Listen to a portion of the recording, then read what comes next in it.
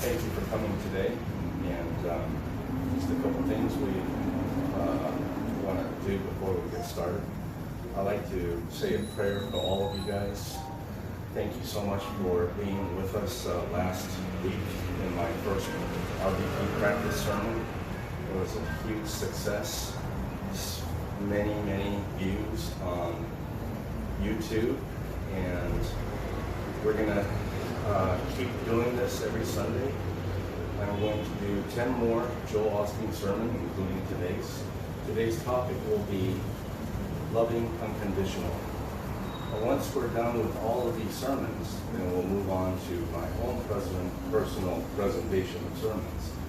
And I hope you enjoy this broadcast from Taipei, Taiwan. Thank you for tuning in, and we'll get started after a commercial break. Thank you. Okay, we're live. Thank you for joining us today. A couple things before we get started on this graceful Sunday. In Joel Osteen's sermon, he always begins with a joke.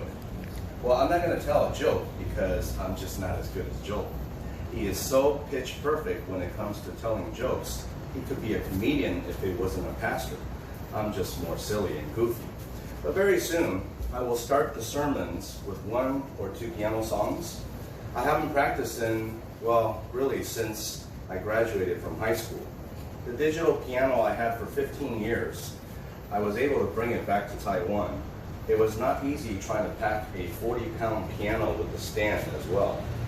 I left it in Mexico, hoping my daughter would play it if she was interested, but I don't think that's her style. She's a very talented dancer, and maybe one day she can follow her mother's footsteps and become a professional dancer.